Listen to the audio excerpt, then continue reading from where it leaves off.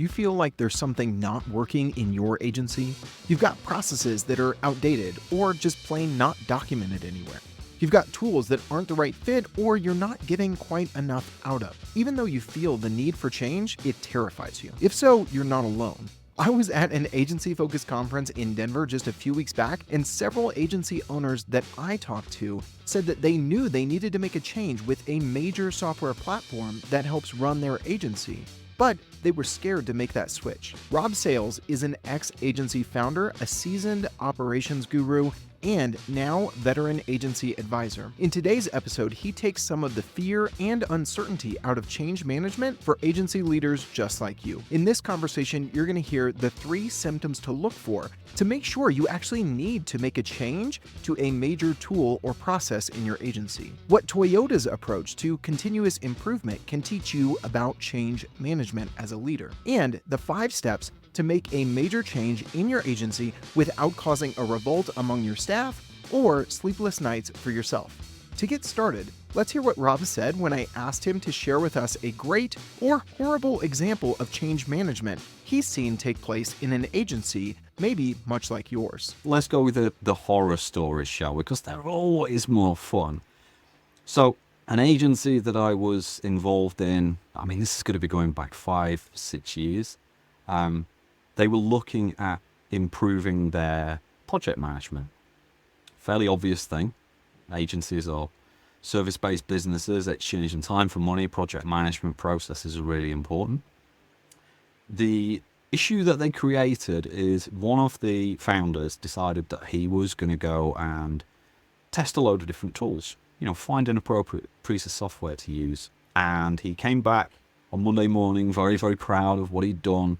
And he had basically tore down all of the old processes that the project managers, account managers, and operations people were using and installed a brand new system.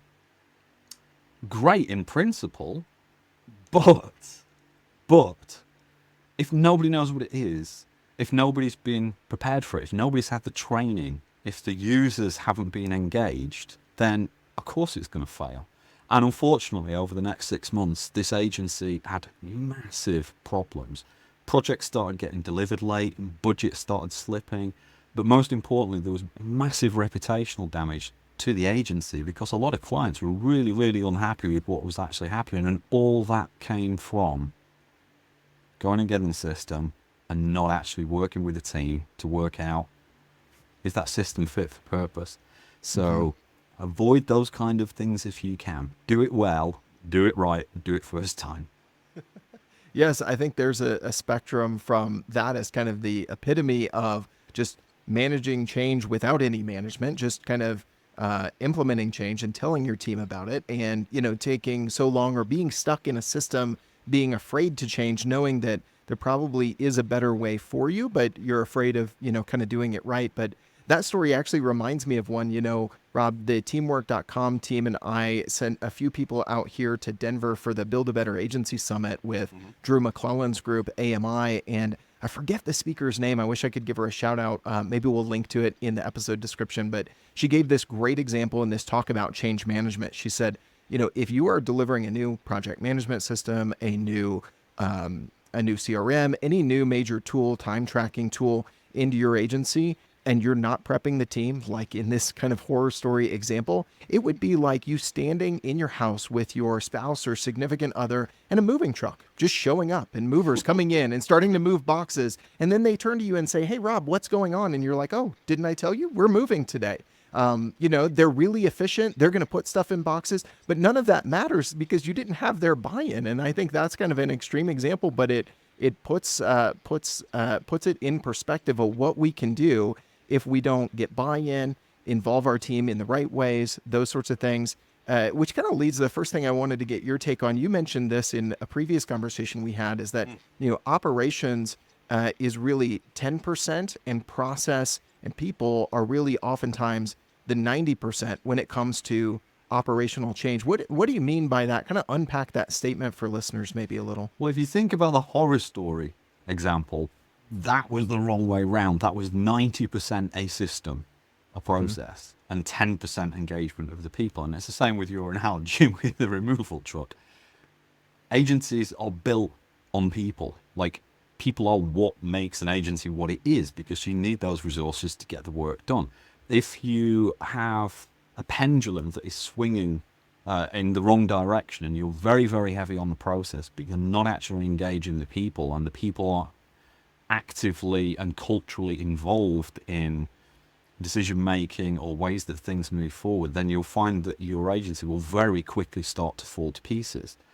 It happens over and over again. And I think the kind of magic formula that I've seen in agencies that I've worked for and agencies that I've worked in over 25 years is you get the 10% of process right, and then you work culturally and through change management and continuous improvement with the people on 90% of the stuff, and that creates the kind of balance that you need to be successful.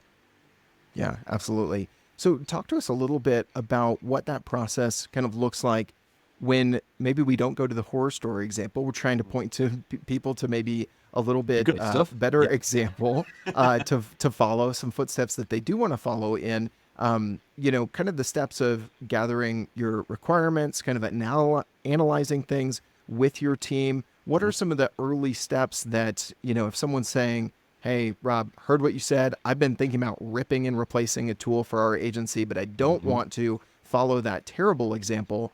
What are some of the first steps that you're typically recommending them to do, both individually and as a team? Because I imagine there are some things that you might want to tackle before you talk to the team. How you involve them is important. Talk us through some of those first steps.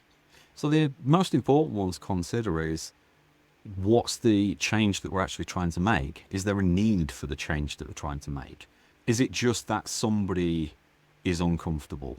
Somebody thinks that something could be done better, whereas the general consensus is that everything is okay. If that's the case, then you need to sit down and have a bit of a powwow or a huddle and work out whether there's a single person that needs to be realigned, or whether there is actually some validity in the issue that you think that you've unearthed.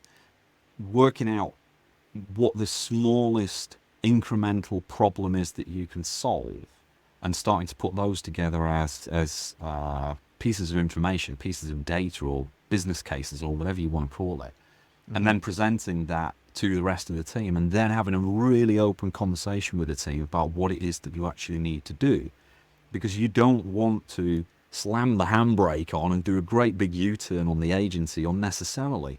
If it's just simply that, for example, most of your project managers or most of your account managers or most of your developers are using a system well, and somebody has decided that they don't like the way that the system works, so they're going to go and use a Google Sheet instead, then that's quite a simple thing to resolve. You don't need to change the system, you just need to change a small part of the process. You need to train and bring that person back into the fold and get them to all work in the same way.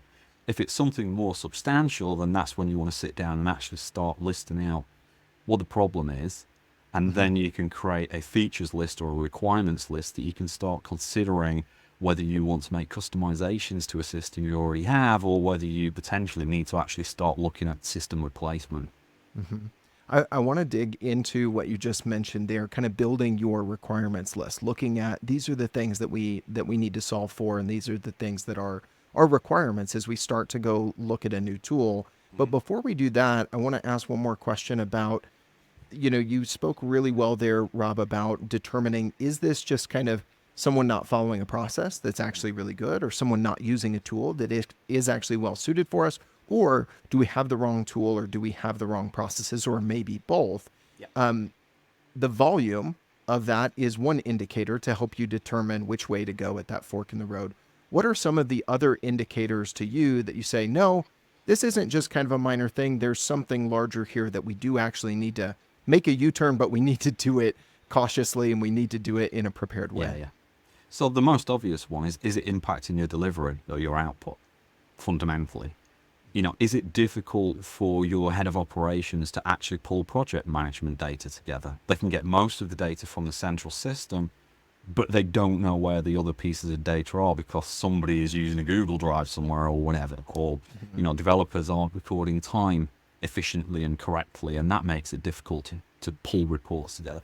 That could be one example. If you've got issues with project deliverables, which are meaning that you're going over time, and that's creating friction with account management. It could be that account management say, what's going on with this project? We don't understand why it's running late. We've got clients on our backs. Again, as a project manager and operations person, this starts to actually assess the state, the impact that's going on. You might find that there are a couple of reasons for that, and it could just be that systems aren't aligned properly, rather than you were poor at scoping or you were poor at estimating. It's just the data's in the wrong place.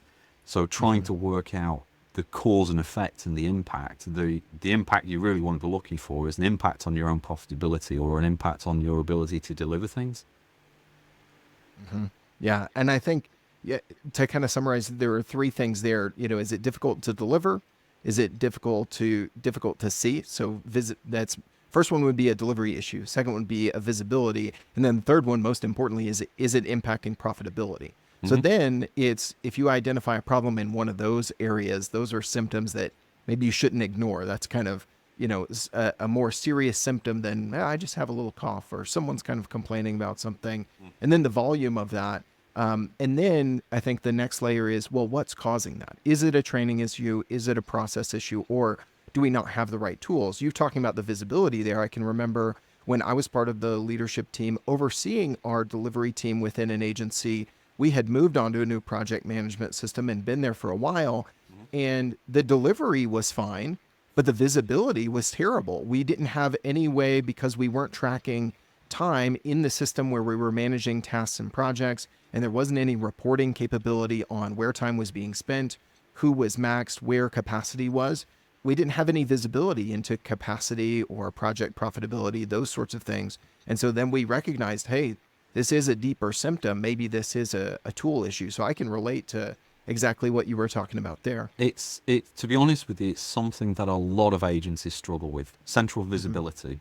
You tend to find that you'll have a finance system, you'll have a CRM system, you'll have a project management system, you'll have some kind of central, library that developers and things are using, but the systems are not always connected together in a way that you can operationally look at everything and work out what the cause and effect is. So you might find, as you're doing this kind of impact assessment or risk assessment, that you're jumping into different disparate systems to try and pull information together to give you an idea.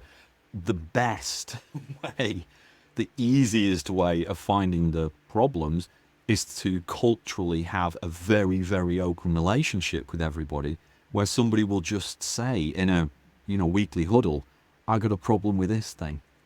You don't need to go looking for it because somebody has raised their hands. And that's what I'm saying. 10% process, 90% people. You rely on your people to actually communicate with you, but you've got to build a culture, a safe environment where everybody feels that they can actually say that there's a problem. And then you can sit down and work out what the solution is going to have to be. The agencies that you've consulted, Rob, that have that environment where people feel comfortable raising their hand, and it is an environment where not everyone's just complaining, but they're legitimately raising their hand saying, hey, if we did this, I think things could be better, versus agencies that don't have that culture, that don't have that team environment. What are some of the differences you see between those two as you consult with all these different agencies? There's a lot to unpack in that question. I mean, ultimately, it's about innovation.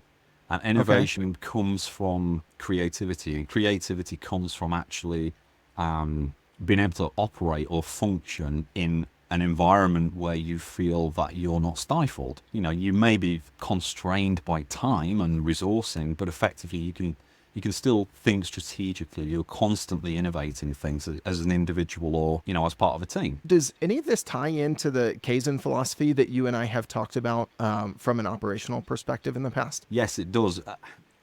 Innovation kind of comes from culture. It comes from that idea of having a safe environment to actually operate and think in and have kind of critical thinking and go through continuous improvement. But Kaizen is really about incremental change and a feedback loop, and all the employees or all the team members being engaged, and then standardizing processes, and then effectively that kind of pours into the culture, and it just keeps going round in this great big loop.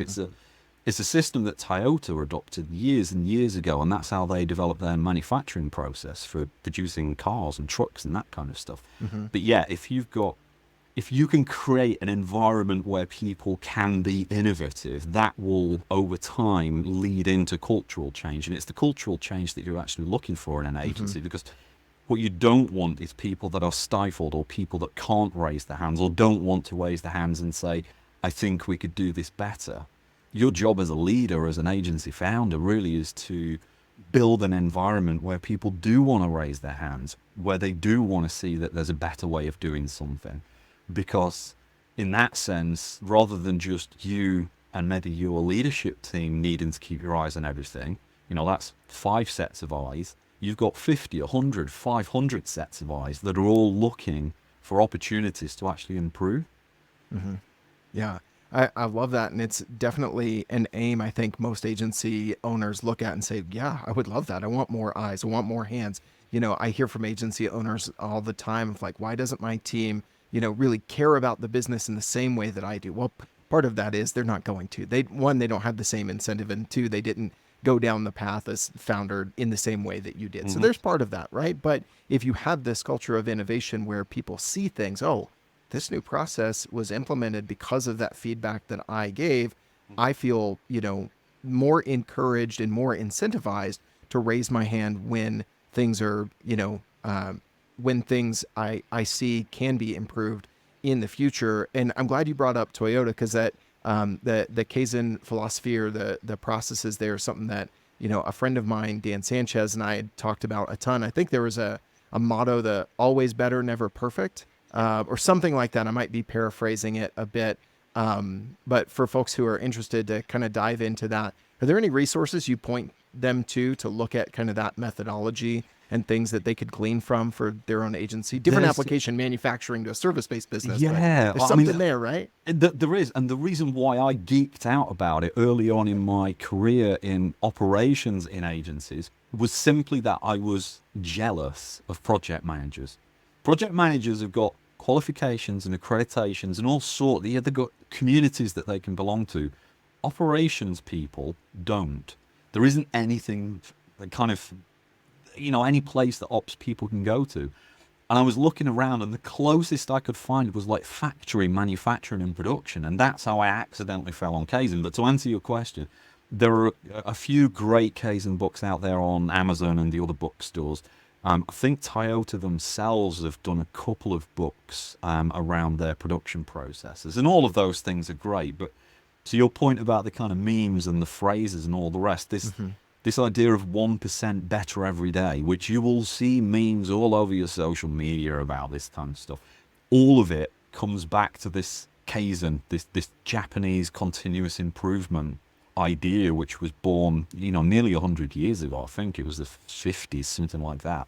But the idea of just making constant changes, constantly adjusting, getting everybody involved, and then standardizing and baselining and checking and having feedback loops. It's a great way of developing yourself, and obviously a great way of developing a team. Yeah. So what would you say would be some of the first steps to implementing some of the principles from that for agencies as they think about, hey, okay, I hear this. I want to start to encourage this in our team. What are some tactical things you've seen agencies do, start to implement? Feedback sessions, forms. Jay Owen at Business Builders mentioned a great process that they do. This was more kind of on the finger on the pulse of the culture of the company. They do a regular survey that I think they got from Ramsey Solutions that was very simple. As we're talking about here, what are maybe some of those parallel things that you recommend to folks, Rob? So let's say that you've done your needs analysis. Okay. So either people have raised their hands in a huddle, or somebody or a group of people have gone and identified areas that, have a justified reason for actually getting things improved.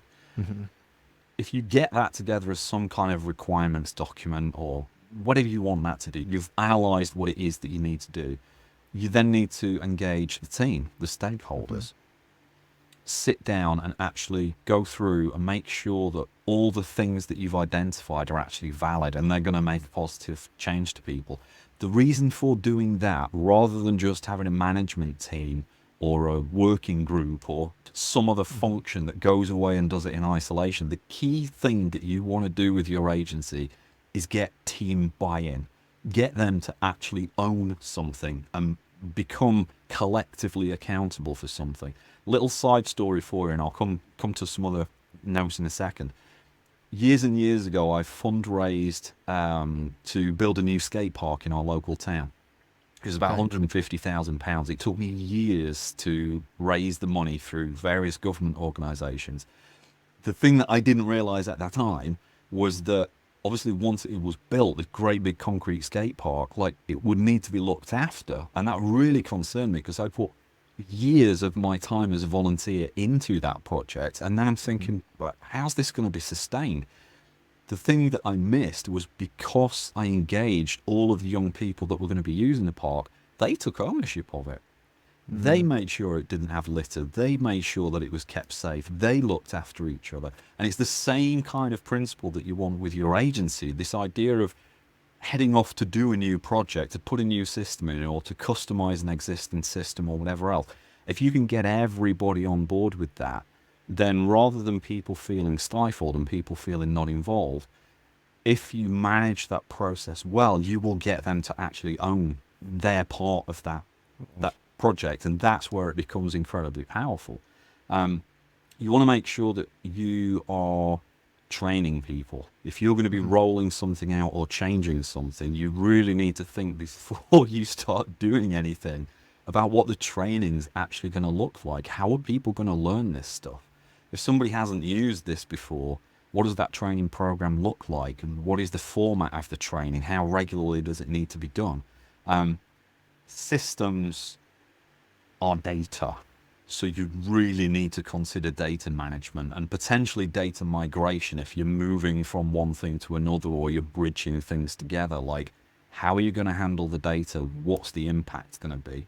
And probably the most important bit, if you are going and looking at vendors for new systems or bridging systems or whatever else, let's say you've got a CRM and a project management system and you want to put the two things together, or you want to replace two things with one thing that can do both. We see that a ton with people coming to us Yeah. with project management plus a separate time tracking tool to put them both together in teamwork.com. So yeah, very So, common in conversation. Is it extensible and is it customizable? Because the chances are there are some bits of vendor systems that you might not need right now, but you might need in the future. So make sure that you've thought about extensibility and sustainability in that planning process. Yeah. By extensibility, do you mean kind of the integrations and being able to talk with other systems that you're still going to use, or kind of the growth within the system, or maybe both of those, Rob? It could be both. I mean, my short Fair. answer, and I should have a T-shirt with this on. It depends. The classic consultant answer, right? It Yeah. depends. But it could be both. You think about, let's say you're a 25-person agency. Chances are that you've got some kind of middle management layer. You know, you've maybe got seniors or heads of department or that kind of thing, and they constitute your SLT, and you've got the founders, and you've got the development teams and all the rest. But what if you grow? What if the system that you have you want to keep, but what if you grow and you get another division, or you want to open a new office in another location? Is the system extensible enough? You know, is it future-proofed in such a way that you can actually create a whole new stack of processes and structures within the system and have the data all talk so you can still see things centrally, but effectively you've almost got like two separate business entities that are using the same system. That's one example of where extensibility is really important. You got to also think about use cases. You know, are your account managers predominantly using this system on mobile phones? Are your project managers going to be using stuff tethered to a mobile phone on their laptops when they're out and about talking to a client? What about if some of your team are remote? You know, all of those things are important parts of features and functionality that you should consider, even if you don't use them yet or need them yet. It could be in 6 months' time that you do, and the last thing that you want to do is roll a system out and then realize that you've got to slam the handbrake on and do a U-turn in 6 months' time because it's no longer fit for purpose. So extensibility and future planning is really important. We see that so often because so many of the agencies and professional service firms that move on to teamwork.com, we're like, what's the size of your agency and what systems have you been using? And they're like, well, we spent a year on this system and then 8 months on this system and then, another 2 years on this system. And we're like, whew, that's a lot, right? They were not doing kind of what what you talked about there of kind of looking a little bit further down the road, which is tough when you're managing an agency and clients and the last minute slacks and all the things just to put out fires to think further into the future. But shameless plug for teamwork.com here. It's a reason that we see a lot of our agencies start on us with 15 employees and then they grow to 25 and then they grow to 35. Like our pricing plans are literally deliver, grow, and scale because we know the trajectory of an agency and as you grow, what you're going to need to just start delivering, but then you want to grow, but then you want to add some scalability to that. So anyway, just a quick aside, but we see that all the time in these conversations with agencies and don't mean to make this an advertisement, but it is applicable to what you're saying here, Rob, that agencies oftentimes what you need today isn't going to be what you need in 2 years if you're hitting those growth goals. So you want to put some thought into that. Absolutely. And that's where future planning is so important. And that's where I think agencies that are on the, we have to do everything now. We've got this deadline to hit by the end of the week where financially we've got to make sure that we are bringing in X number of clients over the next month to make sure that we can hit our margins and do payroll and all the rest of it. When you're in that firefighting mode, thinking about the future is probably furthest from your mind. This is where you've got to operationally get really strategic and work out how to create the headspace to have an internal project, which is what this would be, inside your agency, because you can't ignore it. You know that if you don't get it resolved, it's going to become more problematic. But the only way to get it resolved is to have the headspace and the time, for it to actually happen. And within that time that you carve out as an internal project, whatever your agency is called, Agency X, internal project, sort out our systems. That's inside your program management system. It has been resourced to people to actually do. But make sure that you're thinking about the 6 months, the 12 months, your big business goals, your dreams of where you want the business to be. Think about whether you could take the system with you on that journey and whether that system would still be as robust as it needs to be now. Yeah, that's a great point about your change in moving a system like a project management platform needs to be documented at least somewhere, even if you don't have an existing project management platform. You need a sheet, you need something to document how much is this time going to take, who's responsible for what are the deadlines, what are the milestones, all those sorts of things. So it might be a little bit of a meta thing, but it's definitely needed. It kind of is, but I think the important thing as well is the reason why future planning and having the ability and time to do that future planning, and it doesn't have to be a massive piece of work, but imagine you're a busy agency, you're firefighting, it's a tricky market, you're trying to hit your goals, you know that you need to put a system in place, you struggle to make the time to put the system in place, and because you don't think about what you need in the future, in 6 months' time, it becomes deprecated. You have to tear it out. So you've got to go through that whole pain point all over again. That, to me, that doesn't make sense. I get why it happens, but it's not a sensible approach. Yeah, I mean, it's kind of the same thing. You see these memes about, really kind of about health and wellness and those sorts of things. Like, do you want the pain of discipline or the pain of regret? Right. And the same things here when it comes to setting up getting the right tools, developing the right processes, which really comes out of the work you do on the people side and the culture side. As I kind of think on the conversation so far, Rob, we've really started with, okay, if you're going to manage a change for your team with a core tool like your project management platform or something like that, number one is you got to recognize, do we actually need a change? And looking at some of those symptoms, how many people is this impacting? Is it impacting delivery, visibility, or profitability? If Mhm. so, okay, then we can pass go. We can collect $200. We can keep going around the board. Number two, you were talking about you got to get the buy-in early so that I mean I just had this thought as you were talking about that earlier with your story with the skate park. Buy-in creates accountability, right? If you want people to own the process and take accountability for their part in making sure that a new tool is adopted, processes are followed, then you can't just, it doesn't start with the implementation and the rollout plan. It starts way before that in getting that buy in. And then you're getting input from everyone onto what are the requirements. The next thing you added was, thinking about future growth. Let's talk a little bit about the actual rollout. What are some of the do's and don'ts of implementing a new system? Once you get to that point, let's say someone's checked all those boxes that you've mentioned so far. They got the buy-in early. They know they actually need to make a change and why they need to make it. They've involved everybody in the assessment. They're thinking forward to the future. But now it's time to start rolling things out. What are some do's and don'ts for this phase of it? So I'm assuming at this point that they've either customized what they've got or they've Mm-hmm. gone and found a vendor. Like, Yep. there's no point in talking through the the shortlisting process. They've actually picked a vendor. The Yep. conversation's been had. The license is in place. The seat's all ready to roll. All the rest of it. The first thing that you want to work out is what's the impact going to be. Okay. What's the transition impact going to be of actually putting this system in place?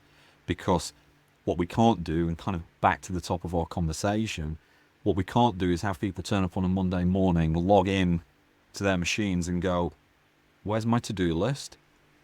Where's my project gone? Mm-hmm. What is this? What's this dashboard you're giving me? There's Mm-hmm. going to have to be working through a kind of rollout or a transition process, which is going to have to include data migration potentially.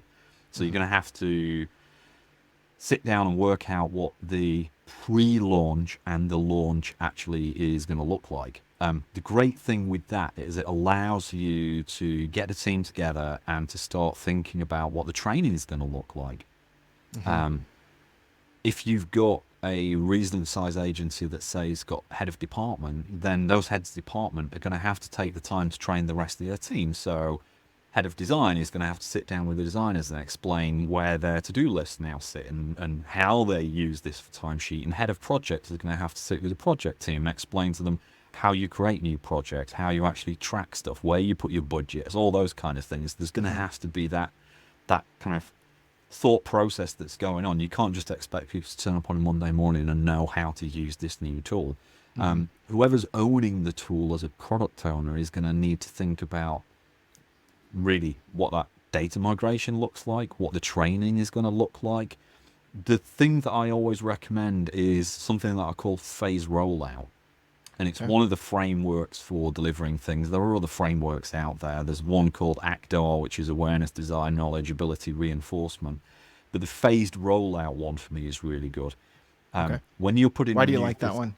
well, if you're putting a new system in place, and obviously you've worked out what the transition's going to look like, you've got a time scale for that, people are getting familiar with it, there's some demos, and maybe the product, the vendor support team has done some demos with your team and all the rest of it. The phased rollout allows you to do things incrementally. It's almost like piloting things. Mm-hmm. So let's say, for example, you've got a data team, a design team, development team, maybe IT, project managers, that kind of stuff. Maybe the first place that you want to start is just getting the product owner, and that could be maybe the head of operations or the Mm-hmm. founder or the head of projects, just to work with the delivery team, Mm-hmm. um, maybe the designers, just to start actually checking, okay, we've put this project in, that designer can now see the task that they're assigned to. They can record time against it. As a project manager, I can see that time. I can see it eating into my budget. Let's do that for a week with 3 or 4 people and just make sure that we're happy with how this is working. If you did a system-wide change and Mm-hmm. something either went wrong or something that you weren't expecting to happened, that could be quite a big impact. So by doing the phased rollout, it allows you to iterate with a small team on pilots until everybody's ready and everybody's comfortable with the system, and then effectively you're on go, go, go. You're passing go, getting $200, that kind of thing. Every time. Yeah. That's the Phased dream. rollout is a good way to approach things. Yeah. I've never been great at Monopoly, but that sounds great. I love that. My kids beat me all the time. I'm like, why does my oldest have all the money?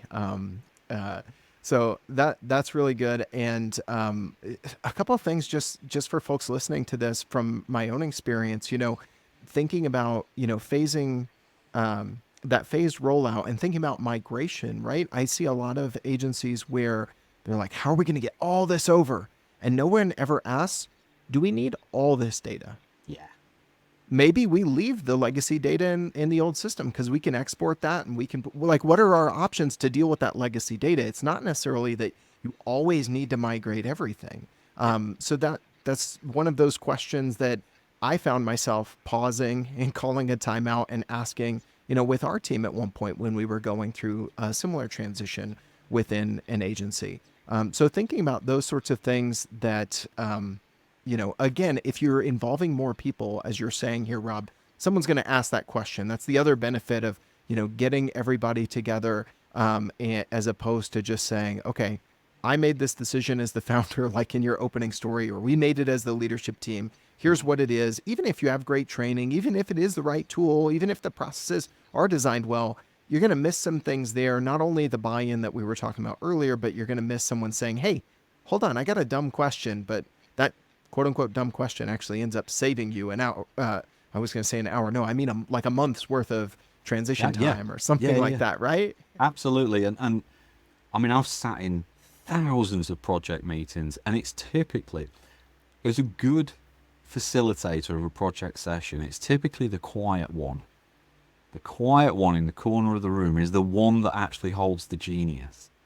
And as a leader, you've got to work out, as you're thinking about this system rollout, and this phased approach to doing something, if everybody is on board, if everybody has a sense of ownership, then it shouldn't be that hard to give people just enough time and breathing space to actually go, to your point, that data that we were using last year, it's really dirty.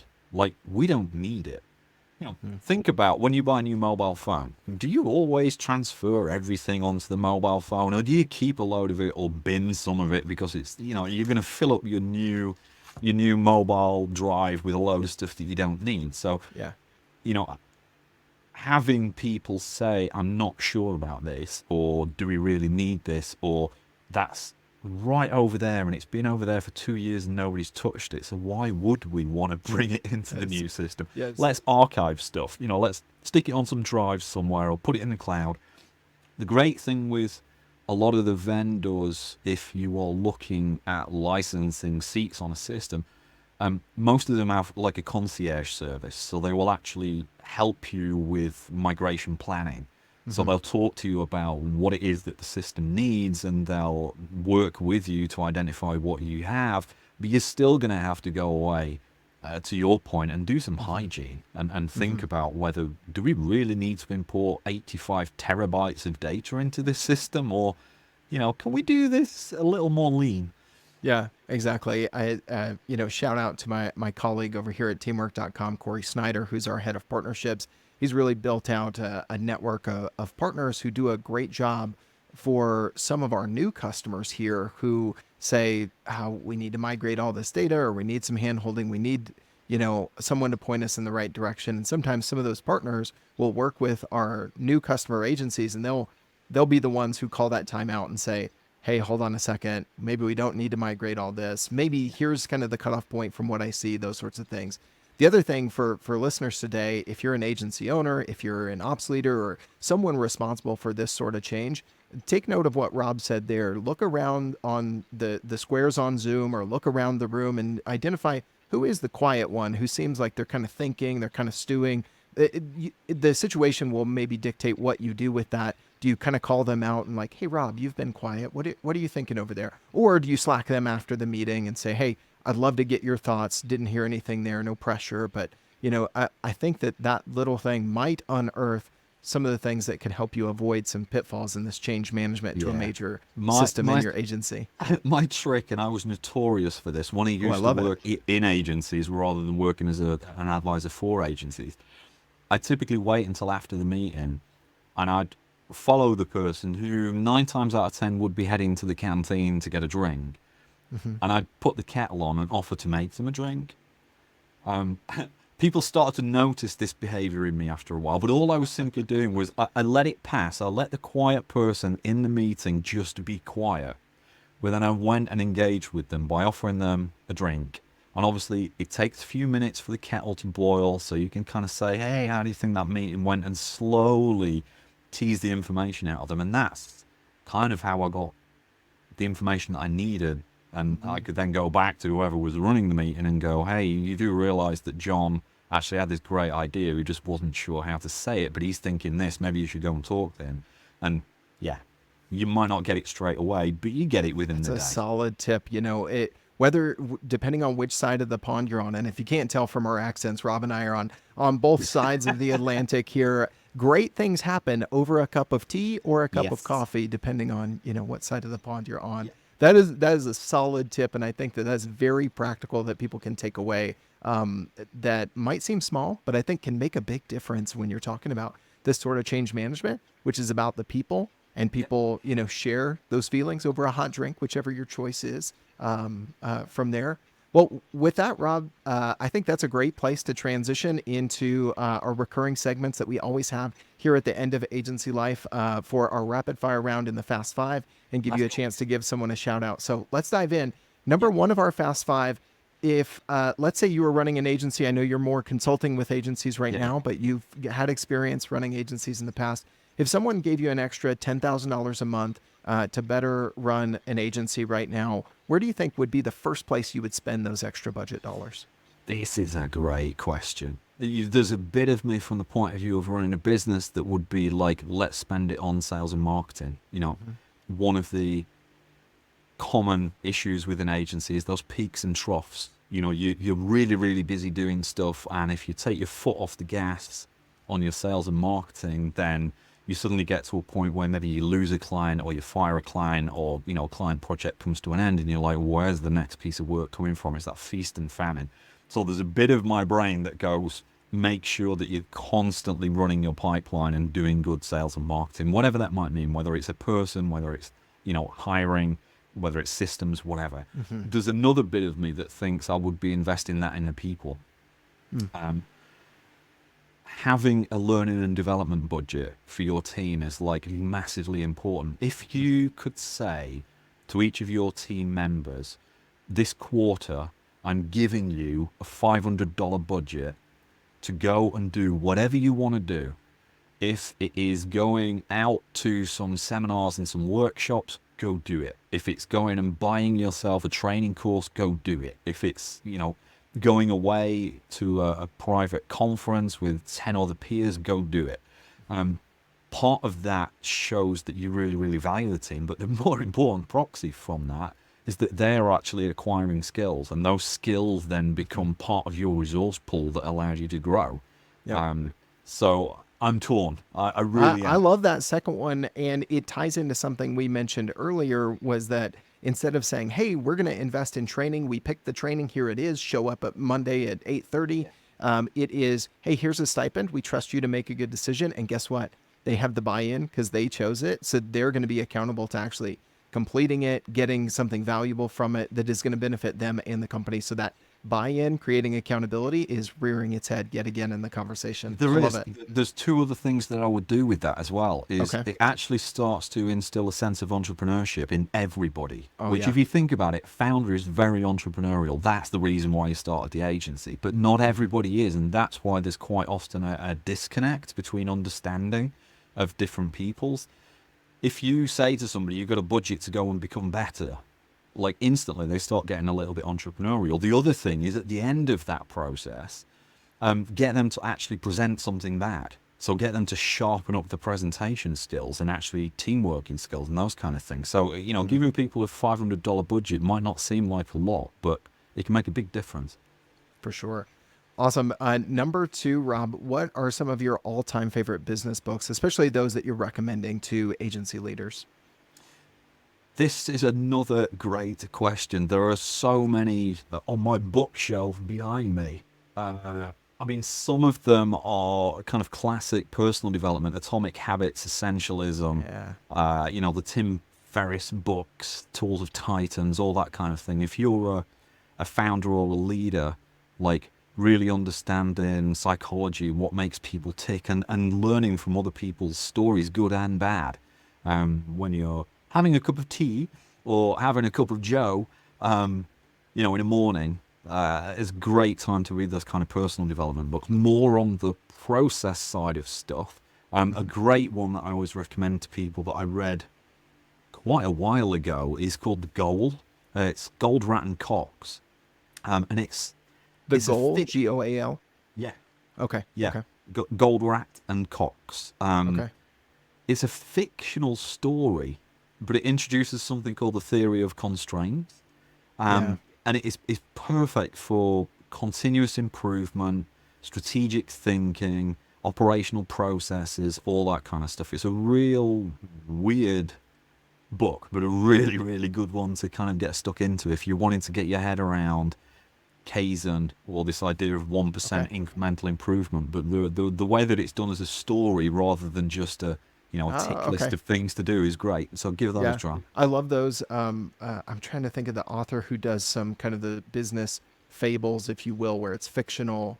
Patrick Lencioni, Yeah. with some of the ones that he does like that. I love it. All right, number three on our Fast Five for agency life, Rob. What's one mistake you've made in your agency life that you'll never forget?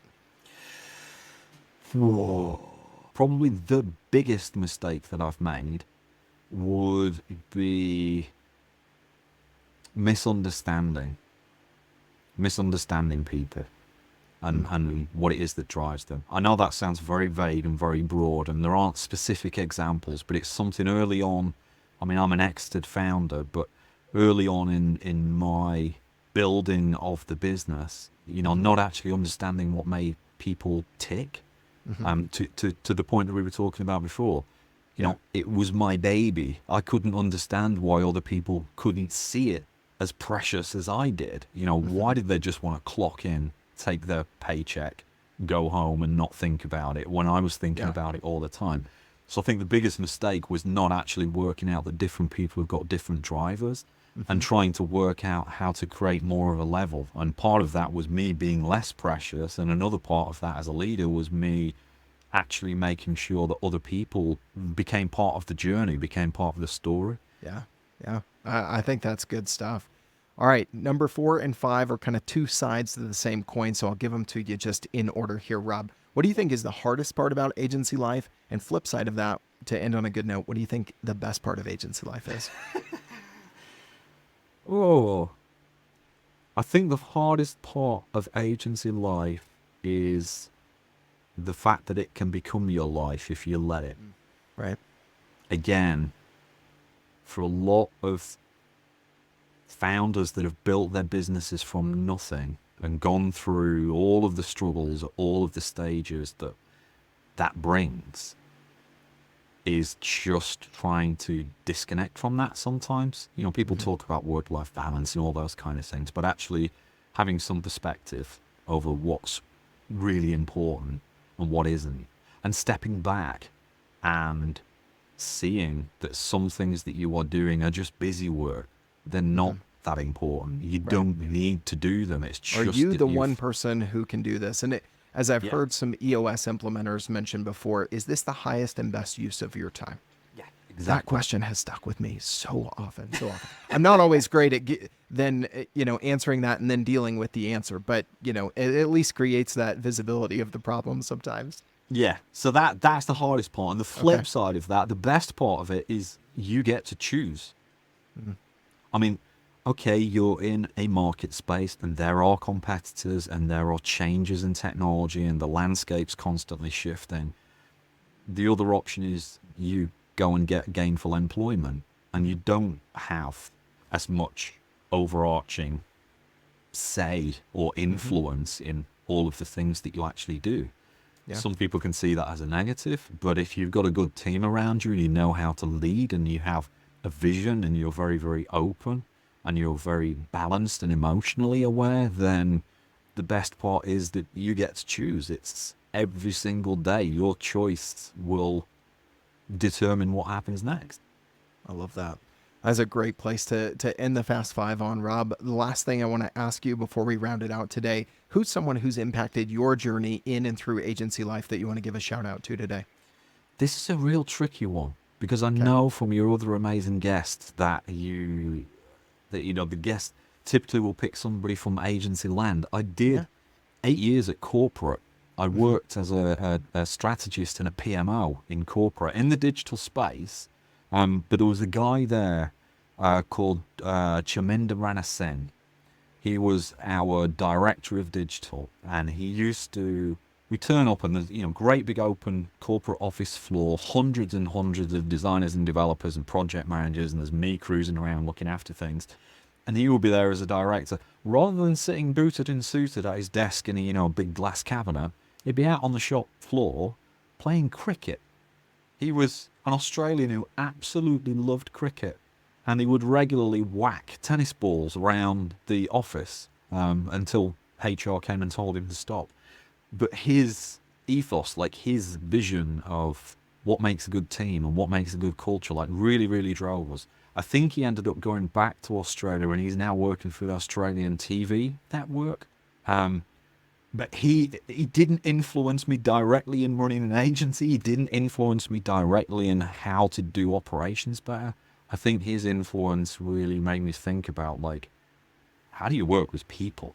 How do you have fun with people? Not everybody found it fun all the time, and he wasn't always playing cricket. He was just really, really You good with sure? people. Yeah. I love it. Well, Rob, speaking of connecting with people and people that have helped each other along the way, I think you've added some great value with the advice that you've given to agency folks listening today. If anybody listening to this wants to become at least a friend of yours, as I have been able to do over our conversations and creating some content together, what's the best way for them to find out more about what you're up to, stay connected, and continue the conversation if they want? I think the easiest thing is just grab me on LinkedIn. Love it. Um, Get on there. I tend to post regularly. I'm pretty active in my DMs. There's a link on there across to the website as well. Like, LinkedIn's the easiest place to come find me. Awesome. All right. Well, we'll link to Rob's LinkedIn in the episode description. If you still haven't seen our movie trailer, The Client, and you're looking for a good laugh whenever you're listening to this, we're going to link to that. It's a video, a movie trailer from your friends here at teamwork.com and Amalt, our partner in producing that. Check it out in the description. Continue the conversation with Rob as well after listening to this. And as always, thank you so much for listening to Agency Life. Rob, this has been great. Thank you for being our guest today, my friend. Thanks. Absolutely loved it.